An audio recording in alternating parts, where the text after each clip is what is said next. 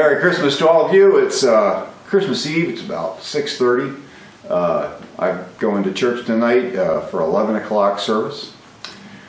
It's also the fourth Sunday in Advent, which is one of those, years where that falls together. The workshop is a mess, but the bench is mostly clean. And here's the two projects, and I've got a third one sitting right here. I'll show you in a second. So I got two Christmas presents that I made this year. The first is for my very darling wife. This is I saw pictures of this, and she saw pictures of this, and said, "Ooh, that's a neat idea." I was like, finally I know what to make it for Christmas. This is a book stand and a phone stand with a place to put a coffee mug. I don't have a mug to demonstrate, but I have a piece of wood that'll stand in here for a phone, so phone will sit there, a little hand carved trough across the front. Phone will slide in here for charging, etc. And old wiring book, the only book I have in the shop.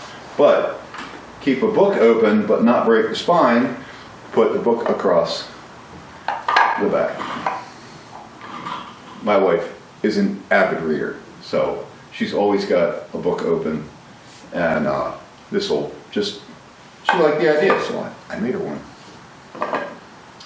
The second thing is, I saw Angus from Maker's Muse made one of these in 3D printing, and a 3D printed one, and this is a little game set for playing a derivative of an old dice game called Knucklebones that's in the new video game called Cult of the Lamb.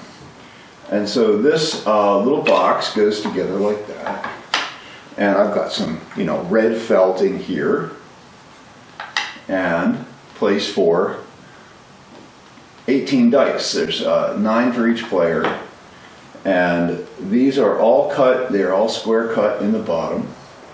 And little pieces of red felt in the bottom of here. I did all of these cuts, all of the hogging out of this material here, and of these squares on a hollow chisel mortar saw. Now, you could use a router, or you could do it, honestly, you could do it by hand with just a decent chisel. I happen to be able to pick a nice piece of quarter sawn oak that I had around a long time, and this box was cut from one piece, so it was originally that big, and then I fitted the pieces together, and they go together like that, and the heights are just right so that nothing rattles. So, and she gets a few spare dice. These dice were several dollars, a couple dollars on Amazon for a dozen, but I needed 18, so I bought 2 dozen. But they're cute. They're kind of bone, look like bone, and they're kind of look old. I wanted this to look like an old thing. I wanted this to look, medieval, like a pirate had made this on board a ship or something. And so she's getting this very nice piece of quarter sawn oak.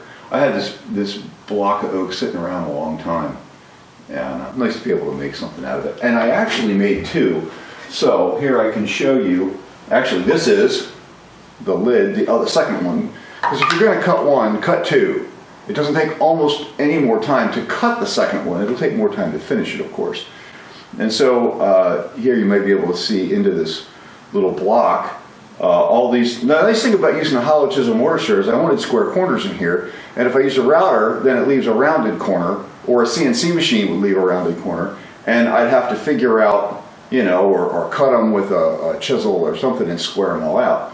The hollow chisel mortar saw does a beautiful job of that, and these are the same distance from here and here, so I ran a line on the hollow chisel mortar saw down here, and then just flipped the board face to face, and ran a line down here. And then I set the inside and ran that, turned it back around, ran this, and then in the middle one, I set it from one edge and just turned it around and ran it again. So that all worked pretty well. This goes really quickly for that. These are just cut These outside rabbets were just cut on a table saw, so that only took a few minutes. And then this was all hogged out, again with the hollow chisel mortise. Now I haven't finished this, so it's still got some crumbly bits that need to come out of it, and the outside edges still need to be finished off and smoothed. The one thing that I did find with this old oak is that this edge where I have all this short grain, this is too thin. I needed to have come out probably half again or almost twice as much. And I had plenty of meat to do that on this piece. I just arbitrarily decided on 1/8 of an inch. Probably should have gone at least 3/16, maybe a quarter. It would have made that more stable.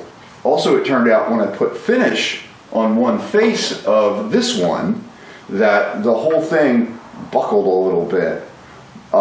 Fortunately, when I put finish on the other face and let it cure really good, then it kind of flattened it back out. But be aware with something that thin, this is less than 1/8 of an inch.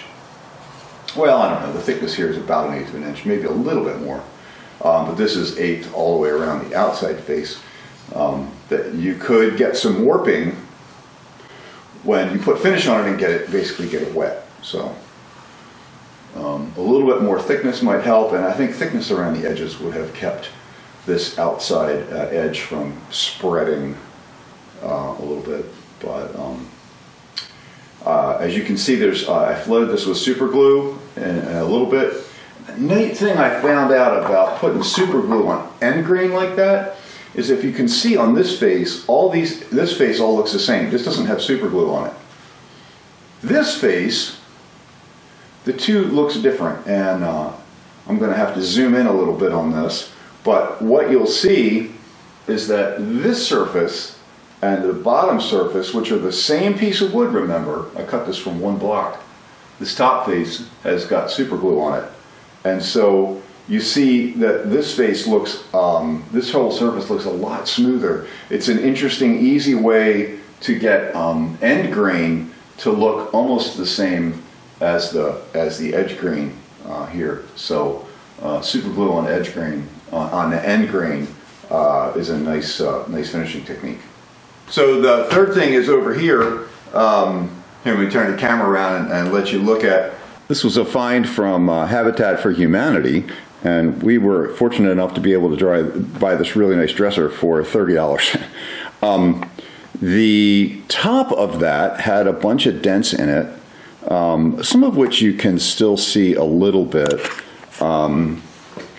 There's a dent here where, for instance, the grain is broken. It's just a divot that's taken out of it. But elsewhere, there were some dents in this, and some of them I can't even hardly see anymore.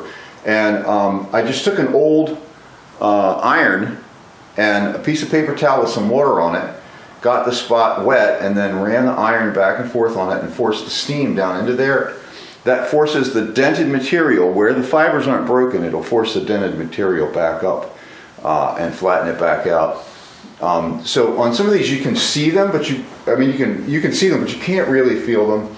Others didn't come out as good, but it's 15 minutes made a giant difference in this, and I was really fortunate to be able to put a coat of varnish on here, and it came out great. So that's for a young man who's currently living with us, and he doesn't have any furniture, so he's getting a really nice old dresser. So thanks for watching. I hope you had fun in your shop this year. I had a ball in mine. This has been this was a great project. I really love that, and I hope the wife likes this. I might make one. This ended up being just a piece of really pretty poplar, and I like the colors in it. I was going to make her one out of walnut, but I like the colors in this poplar so much, it just ended up being poplar. So hope you had fun in your shop. Hope everybody is having a great holiday, and to those who celebrate, Merry Christmas.